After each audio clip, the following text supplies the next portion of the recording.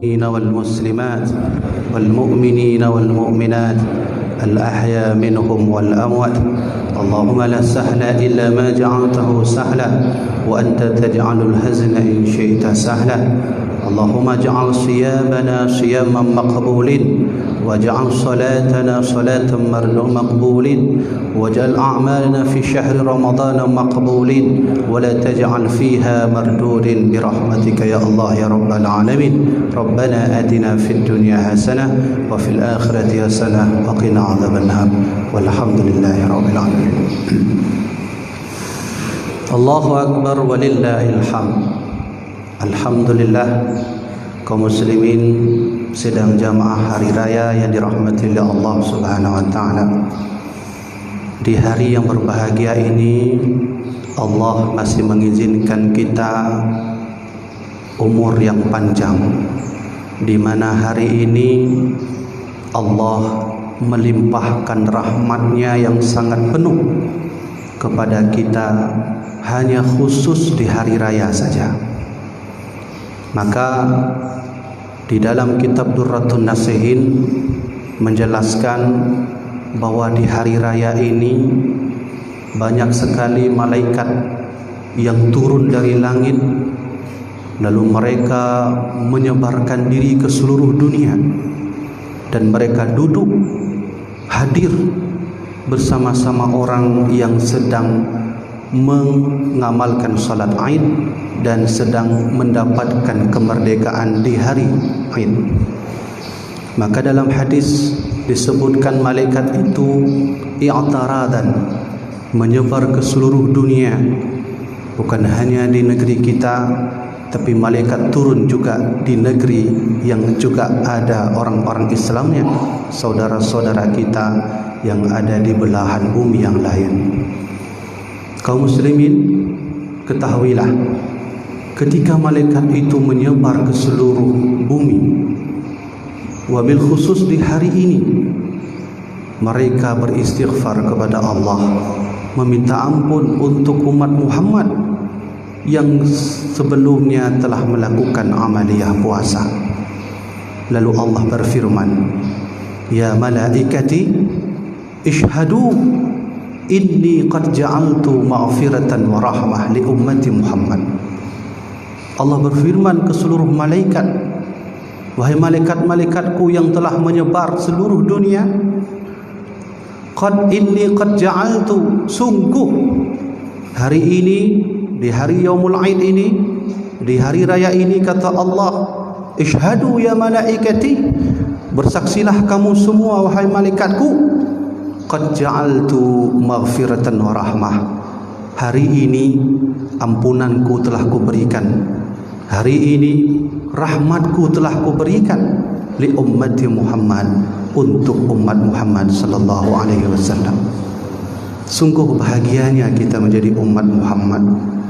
Lihat, dulu Nabi Musa pernah meminta menjadi umat Muhammad. Dulu Nabi Ibrahim juga pernah meminta menjadi umat Muhammad.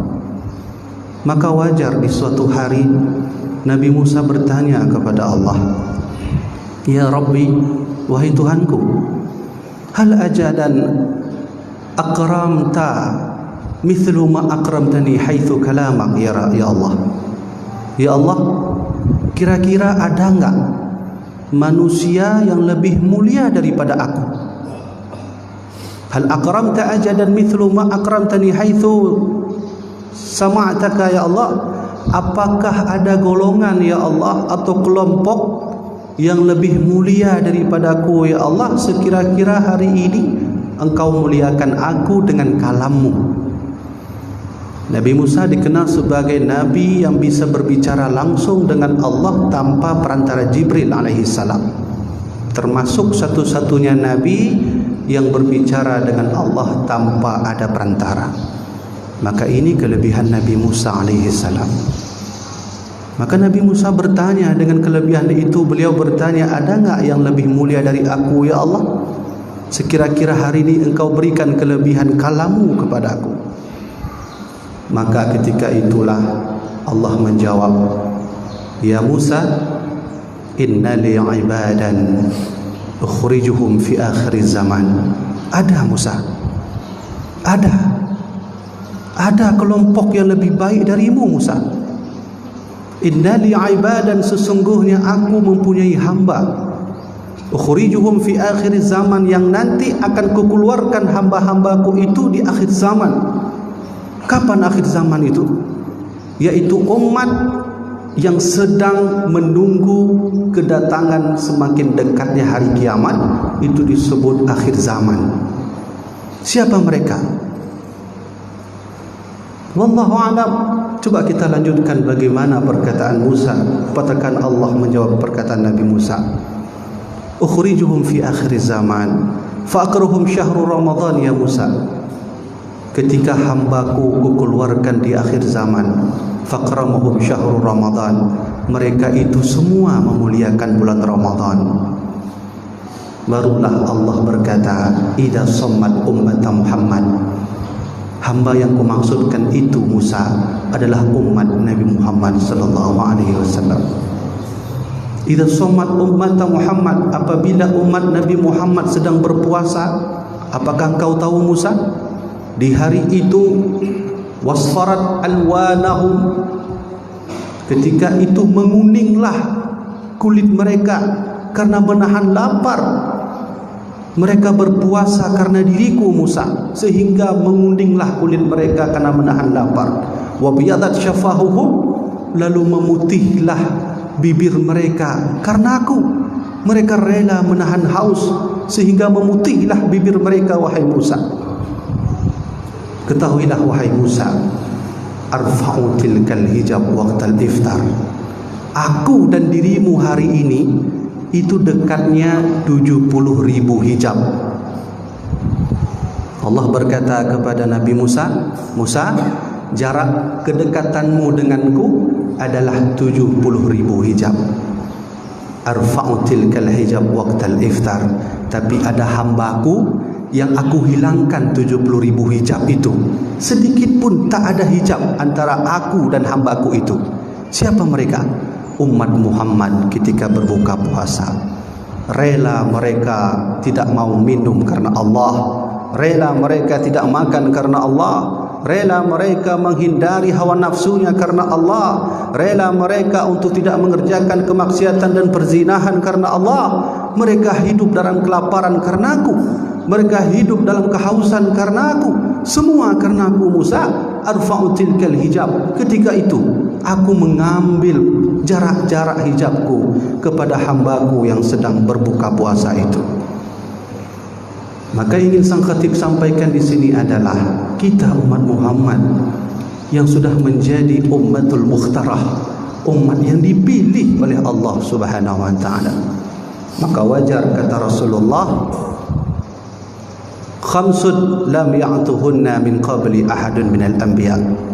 Aku diberi 5 kelebihan yang Allah tak beri kepada nabi lain, Allah tak beri kepada rasul lain. Bayangkan, jumlah nabi 124.000, jumlah rasul 313, termasuk Nabi Muhammad di dalamnya. Tapi Rasulullah bersabda, u'titu khamsan lam ya'tuhunna min ahadin qabli. Ada 5 kelebihan yang Allah berikan kepadaku, tapi Allah tak berikan kepada nabi lain. Salah satunya adalah ju'ilat ummati khairal umam. Allah beri kepada umatku salah satu umat terbaik dari umat yang lain. Alhamdulillah, pada hari ini kita masih diberi oleh Allah kenikmatan yang tak tertara jumlahnya, yang tak tertara hingganya, yaitu menjadi umat Muhammad sallallahu alaihi wasallam. Kaum muslimin, dari seluruh kenikmatan yang Allah berikan untuk umat Muhammad, salah satunya adalah Yaumul Aid, yaitu hari raya atau disebut dengan hari kemerdekaan bagi mereka yang mau menjalankan puasa. Kaum muslimin, ketahuilah ada 2 hal di dalam Al-Quran dan hadis disebut dengan istilah fitrah. Yang pertama disebut dengan zakatul fitrah, yang kedua disebut dengan Aidul Fitrah atau Aidul Fitri. Yang pertama adalah sedekah al-fitri, yang kedua yaum al-fitri. Apa itu al-fitri dan kenapa harus disebut sedekah fitri? Fitri itu artinya merdeka, istiqlal. Ada ulama yang menyebut fitri itu adalah an-nadhafah, yaitu bersih. Ada yang menyebut tathhir, yaitu tuthara, seperti mana kata Rasulullah, tutharatun, suci. Yang pertama zakat fitri atau sedekah fitri, sebagaimana yang ditulis di dalam kitab tafsir Imam Ibnu Katsir. Pertanyaannya adalah, apa bedanya mengeluarkan uang di bulan Ramadan dan mengeluarkan uang di dalam bulan Ramadan? Atau contoh lainnya, apa bedanya mengeluarkan beras di luar bulan Ramadan dan mengeluarkan beras di dalam bulan Ramadan? Tentu beda. Apabila kita mengeluarkan beras, memberi sedekah kepada orang yang membutuhkan, itu disebut sedekah biasa. Tapi kalau ada kita mengeluarkan beras di bulan Ramadan, itu disebut sedekatul fitri. Tentu ini memiliki kelebihan. Kenapa Imam Ibnu Katsir menyebut zakat itu dengan sedekah fitri? Sebagaimana kata Rasulullah, zakatul fitri tuhratun minal lagwi war rafathi. Zakat fitrah itu siapapun yang mengeluarkannya, dia akan menghapuskan dosa-dosa selama bulan Ramadan. Apa dosanya? Minar rafathi wal lagwi. Perkataan yang kotor, yang tak pantas kita ucapkan selama bulan Ramadan kepada Allah. Ketika kita mengeluarkan zakat fitrah, maka itu akan dihilangkan oleh Allah Subhanahu wa taala. Itu satu, zakat fitri. Yang kedua, ada disebut dengan yaumul fitri. Kenapa harus disebut fitri? Tentu fitri ini memiliki kelebihan. Yaumul fitri, hari raya. Maka orang yang melakukan amaliyah di yaumul fitri itu mendapat kelebihan yang banyak dari Allah daripada orang yang berbuat kebaikan di luar daripada hari raya. Maka sunnah selama kita di hari raya, banyak berzikir kepada Allah dan bersedekah kepada saudara-saudara kita. Maka tentu yaumul fitri ini adalah kelebihan yang Allah berikan kepada umat Muhammad sallallahu alaihi wasallam. Kaum muslimin, ketahuilah bahwa tidaklah semua orang yang dapat hari raya. Kenapa Allah membuat hari raya? Allah itu mau melihat, mana sih hamba-hambaku yang selama puasa mau mencariku? Mana sih hamba-hambaku yang mau beribadah karena aku di bulan puasa? Mana sih hamba-hambaku yang mau melakukan sesuatu amaliyah ketaatan kepadaku selama puasa? Kalau ada, aku berikan hadiah. Apa itu hadiahnya? Yaumul fitri, yaitu hari raya. Kaum muslimin, ketahuilah, tidak semua orang di hari raya ini mendapatkan hari raya. Kenapa? Karena hari raya itu khusus untuk orang-orang yang beriman, yang selama berpuasa dia mau menjalankan perintah Allah. Maka lihatlah bagaimana banyak orang yang berpuasa solatnya tidak dilakukan. Lihatlah banyak juga orang yang berpuasa tapi permainan judi terus dilakukan. Lihatlah bagaimana banyak orang yang melakukan maksiat selama berpuasa. Bagaimana banyaknya orang hari ini yang banyak membuangkan waktu selama berpuasa. Apakah mereka mendapatkan hari raya fitrah? Tidak. Hari raya fitrah itu khusus diunjukkan kepada mereka yang mau melakukan amaliyah selama puasa.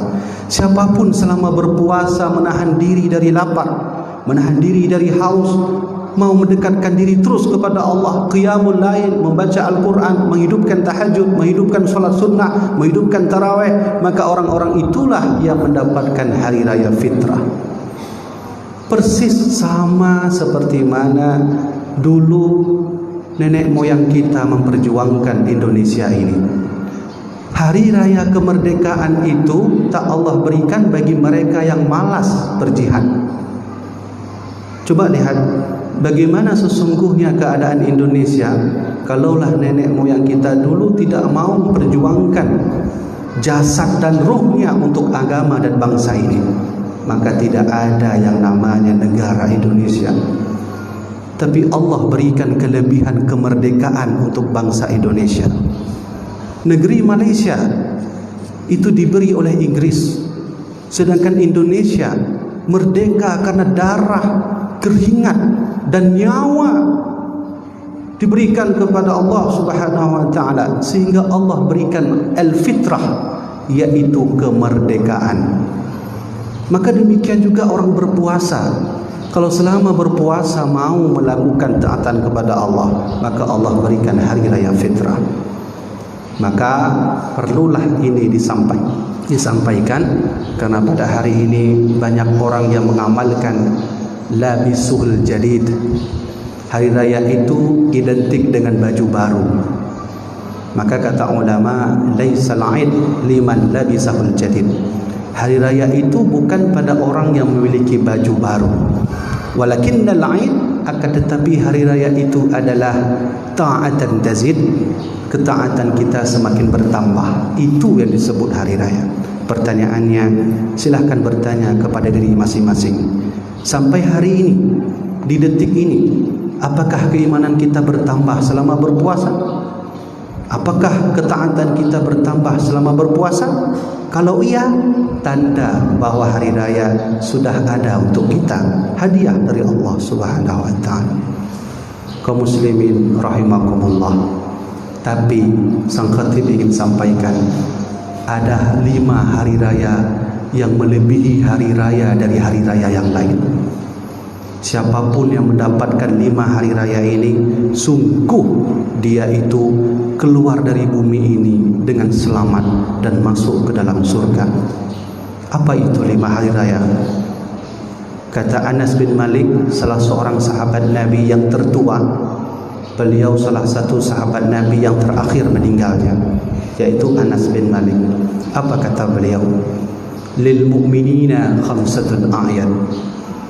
Ada 5 hari raya khusus Allah berikan untuk orang beriman. Yang pertama, al-yawmal ladzi la yuktabu dhanbun, yaitu hari raya ketika kita sama sekali tidak melakukan dosa 1 hari saja. Kalau ada hamba Allah selama 1 hari saja tidak melakukan dosa, baik dosa kecil, dosa besar, baik dosa dari mata, hidung, telinga, hati, jasad, jiwa dan raga, maka kata Anas bin Malik, sahabat Nabi, fahuwa yaumun aid, itulah hari raya yang sebenarnya. Benarlah kata sahabat Nabi, mungkin setelah hari raya ini kita akan melakukan dosa kembali. Di selama 30 hari puasa kita menahan diri dari bermaksiat. Setelah ini mungkin kita akan melakukan kemaksiatan. Maka itu bukan hari raya. Kata Anas bin Malik, yang disebut hari raya itu adalah 1 hari saja tidak melakukan dosa, itu disebut hari raya. Yang kedua, kata Anas bin Malik, al-yawm alladhi nukhriju minad dunya bil iman. Kalaulah dalam hari itu ada seorang hamba yang nanti meninggal dalam keadaan beriman, dia ditarik nyawanya oleh Allah bil iman, dalam keadaan iman, wa syahadati, dan dapat mengucapkan syahadat kepada Allah, kemudian wa kaidi minasyaitan, dan terhindar daripada godaan syaitan. Karena nanti kita saat meninggal, iblis akan menyerupai orang yang paling kita sayangi. Siapa itu? Mungkin ibu kita yang kita sayangi. Maka iblis itu akan menyerupai ibu kita dan akan memberikan air saat kita sakratul maut. Maka wajar, kata Syekh Imam Abu Daud Al-Fatani dalam kitab beliau, ciri-ciri orang yang sedang mati itu salah satunya adalah mereka sangat haus. Coba lihat bagaimana orang mati yang sedang sakratul maut, mereka itu dalam ujian yang paling berat. Salah satunya akan merasa haus yang sangat bersangatan. Bahkan ada riwayat kalaulah satu laut diberikan kepada mereka yang sedang sakratul maut, yang sedang haus, itu tidak cukup jumlahnya. Ini ujian. Maka kata Anas bin Malik, hari raya yang kedua itu adalah hari raya di mana nanti kita menghadap Allah, kita dalam keadaan orang yang beriman, wasyahadah, dan bisa mengucapkan asyhadu an la ilaha illallah wa asyhadu anna muhammadar rasulullah. Dan terakhir, min kaidi syaitan, kita terhindar daripada godaan syaitan. Maka kata Anas bin Malik, fahuwa yaumun aid, itulah yang disebut hari raya. Terakhir, yang ketiga, kata Anas bin Malik, al-yawm alladhi yujawizu sirat, hari di mana nanti kita selamat dari titian siratal mustaqim, yang katanya jembatan itu lebih tipis daripada rambut dan lebih tajam daripada pedang. Semua kita akan melalui itu, kaum muslimin, termasuk sang khatib sendiri, tak terkecuali mungkin para nabi dan rasul. Semua kita akan melalui itu. Di bawah jembatan itu Allah letakkan neraka yang sangat panas. Kalau Allah tak menyelamatkan kita, niscaya kita mati, disiksa dalam neraka. Maka kata Anas bin Malik, orang yang selamat dari titian siratal mustaqim, kemudian selamat daripada min ahwalil qiyamah, daripada hari kiamat, fahuwa yaumun aid, itulah hari raya namanya. Maka wajar kata Rasulullah, seburuk-buruk umatku adalah umatku yang menyaksikan hari kiamat langsung. Jarak kita dengan Rasulullah itu 1400 tahun. Sedangkan kata Imam Hanafi Al-Baghdad mengatakan tidak jauh 1500 ke atas terjadi kiamat. 1400, sekarang posisi kita 1441. Sedangkan menurut Imam As-Suyuti dan Imam Hanafi, kiamat itu tak melebihi 1500. Kalaulah kita hitung-hitung, 1441 jarak kita dengan kiamat adalah kisaran 63, atau mungkin kita genapkan 80 tahun lagi. Wallahu a'lam, hanya Allah yang tahu itu. Tapi walau demikian, sudah banyaklah terjadi tanda hari kiamat hari ini. Coba lihat bagaimana simbol-simbol Dajjal diletakkan di media-media kita, dengan simbol mata satunya, dengan simbol piramidanya. Itu tanda bahwa fitnah Dajjal sudah muncul di tempat kita. Coba lihat bagaimana Rasulullah pernah berkata, Imam Mahdi tak akan pernah turun sebelum ada benda besar yang melewati bumi. Hadis ini sang khatib tak hafal, tapi sang khatib hafal referensinya. Silahkan buka kitab Al-Imamul Muntadhar karya Syekh Imam Ibnu Hajar Al-Haytami. Coba lihat, Imam Mahdi tak akan muncul sebelum ada benda besar yang melewati bumi. Dan itu terjadi kaum muslimin tahun 1984. Di sisi lain Rasulullah bersabda, tidak akan muncul kiamat sebelum terjadinya 2 gerhana berturut-turut. Dalam 2 tahun terjadi gerhana terus berturut-turut. Dalam kitab itu juga, Qaul Mukhtasar fi Imamil Mahdil Muntadhar karya Syekh Ibnu Hajar Al-Haytami. Apa itu sudah terjadi? Sudah. Tahun 1981 kita sekarang mempunyai smartphone, ada HP, silahkan buka rincian data itu. Terbukti tahun 1981 gerhana muncul pada bulan Ramadan, tanggal 14 Ramadan. Kemudian terjadi sekali lagi di hari yang di bulan yang sama, di tahun yang sama, yaitu tanggal 28 Ramadan. 2 kali terjadi gerhana. Tidak sampai di situ saja kaum muslimin. Tahun 1982 ditunjukkan lagi gerhana oleh Allah, tepat juga pada bulan Ramadan, yaitu pada tanggal 15 Ramadan dan sekali lagi gerhana terjadi pada tanggal 29 Ramadan. Jarak 1984 dengan jarak kita 2020, berapa tahun itu? Kalaulah kata Rasulullah tak akan muncul Imam Mahdi sebelum terjadi gerhana, gerhana sudah terjadi. Pertanyaan besarnya, apakah Imam Mahdi sudah lahir? Wallahu a'lam. Dengan data yang kita dapati, sesungguhnya Imam Mahdi sudah lahir, kaum muslimin rahimakumullah. Berapa umur beliau? Wallahu a'lam. Tapi Imam Mahdi sudah lahir. Mana bukti bahwa Imam Mahdi sudah lahir? Kapan dia diangkat oleh Allah nanti menjadi Imam Mahdi? Silakan buka kitab Mukhtar Al-Hadis. Ada hadis Rasulullah, "Idza ra'aitum ahmara min qibli al-masyriq fi syahri Ramadan fadakhiru ta'aman ala sanatikum." Kalau engkau melihat ada warna-warna merah di langit sebelah barat di bulan Ramadan, fadakhiru ta'aman, simpan makanan. Sahabat bertanya, untuk apa kami simpan makanan Rasulullah? Fadakhiru ta'aman ala sanatikum, karena setelah ada warna itu di langit akan terjadi kemarau setahun setelah masa itu. Coba buka kitab Kashful Ghaibiyah. Tanda Imam Mahdi itu muncul adalah setelah terjadinya kemarau selama 3 tahun. Sekarang wallahu alam, silahkan buka data Badan Amerika Serikat bagian astronomi menyimpulkan kemarau akan terjadi di dunia pada tahun 2023. Wallahu a'lam, kita kembalikan semua kepada Allah. Yang ingin sang khatib sampaikan adalah orang yang bebas dari hari kiamat itu adalah hari raya yang Allah berikan. Yang keempat, kata Anas bin Malik, yang disebut hari raya itu adalah al-yawmal ladzi yudkhalu fihil jannah.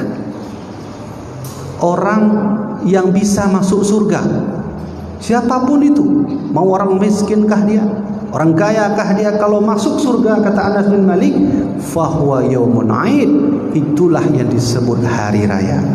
Terakhir, yang kelima, kata Anas bin Malik, ada satu hari raya yang melebihi 4 hari raya yang tadi, dan hari raya ini tidak ada tandingannya.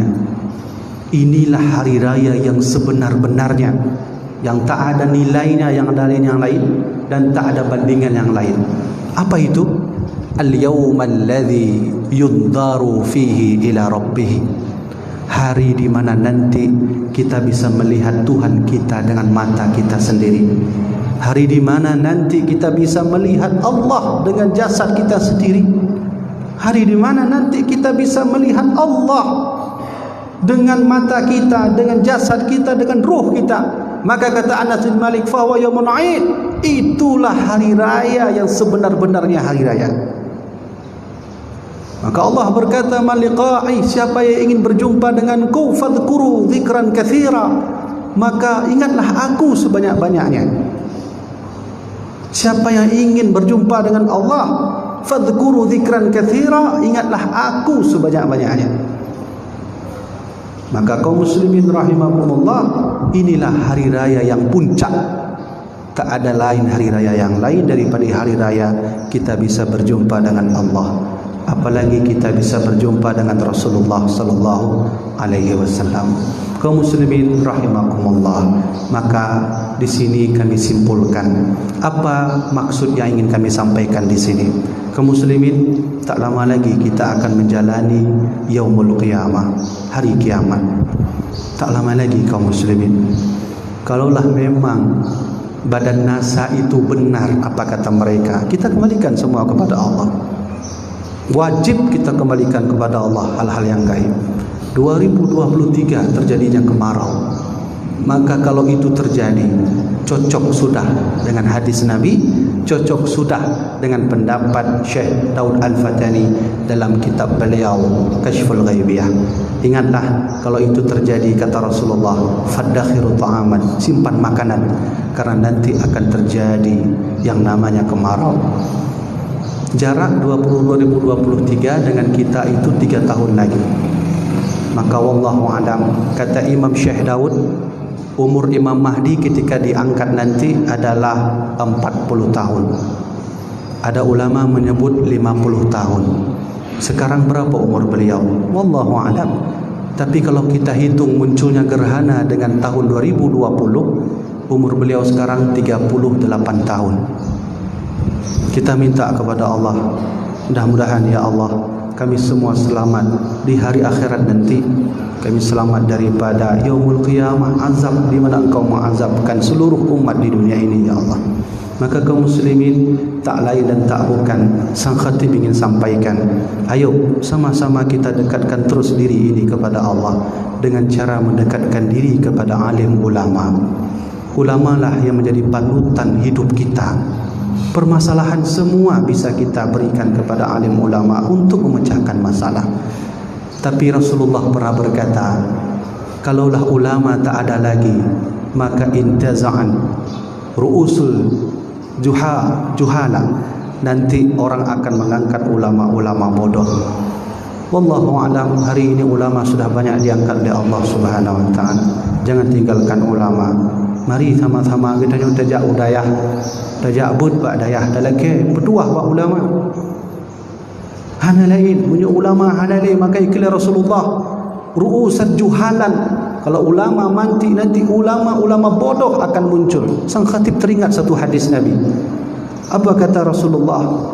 Nanti di akhir zaman akan muncul hudathul asnan, kaum yang masih muda umurnya, sufaha'il ahlam, tapi kaum itu memiliki pemikiran yang bodoh. Yud'auna ila kitabillah, kaum itu akan selalu mengajak kita, ayo kembali kepada Al-Quran, ayo kembali kepada Al-Quran. Laisa minhu fi syai', tapi mereka tak diberi manfaat Al-Quran dari Allah untuk mereka. Apakah ini sudah muncul? Wallahu a'lam.